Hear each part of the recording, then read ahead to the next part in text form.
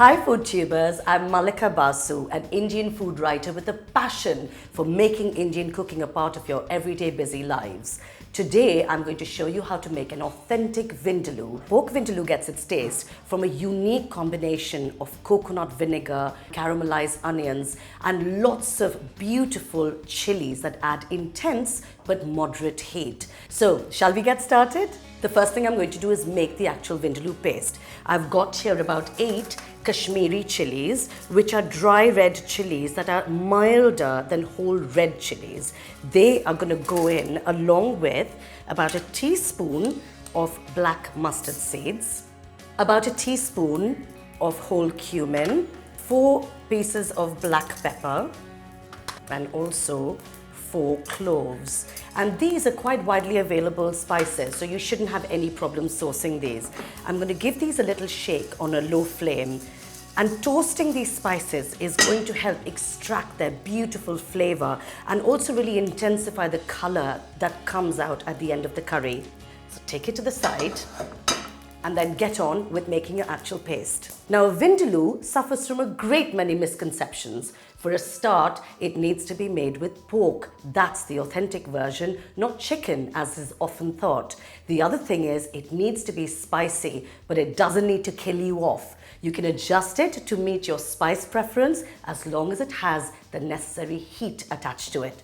In my little food processor, I'm going to put 4 fat cloves of garlic, peeled, and also half an inch of ginger. And into this, I'm going to put 2 tablespoons of coconut vinegar. You can use apple cider vinegar instead. I'm also going to add about a tablespoon of oil. Any colorless, flavorless oil will do. And then these beautifully aromatic, toasted whole spices. And then all you want to do is give this a good whiz to create a Vindaloo paste, adding just about enough water to make it a smooth one. Look at that beautiful homemade Vindaloo paste. A lovely red color. Now, Vindaloo actually nods to Goa's Portuguese heritage.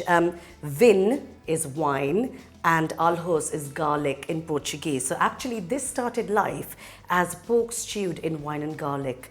We've obviously adjusted it since then. I'm going to take my Vindaloo paste and add it to my meat. Now, I love to use pork shoulder chunks. 5 centimeters is about right, which goes meltingly tender. I'm going to put now about half a teaspoon of turmeric into this because you don't want to put turmeric in your food processor and turn it sort of day glow yellow. Give that a good mix. And this needs to be covered and then put in your fridge at least for 4 hours, preferably overnight, and ideally for 24 hours. And it's going to taste absolutely beautiful at the end. And here is one I made earlier. You'll see the pork has let out some moisture. It's all looking absolutely beautiful and ready to cook. I'm going to chop up an onion, roughly. You could go as fine as you want.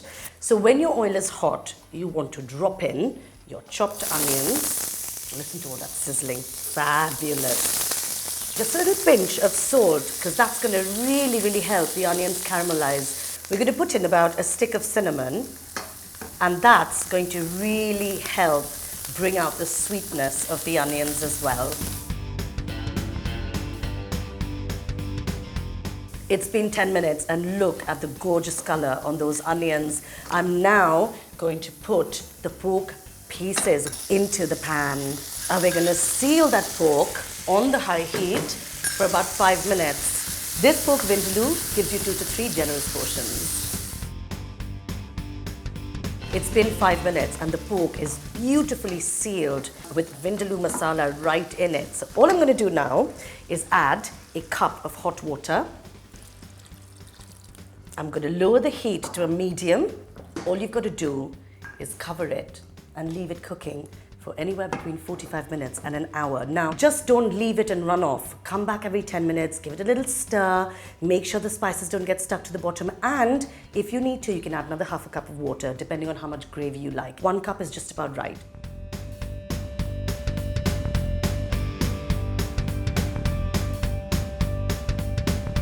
So it's been an hour, and the pork Vindaloo is now done. Look at those beautiful pieces of pork.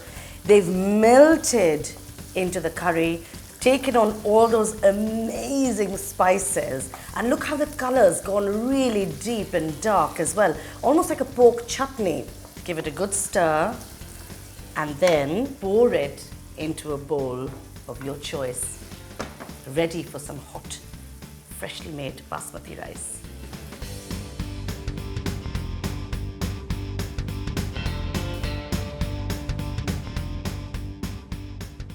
So there's my easy and super authentic pork vindaloo. All that's left for me to do now is to give it a little taste.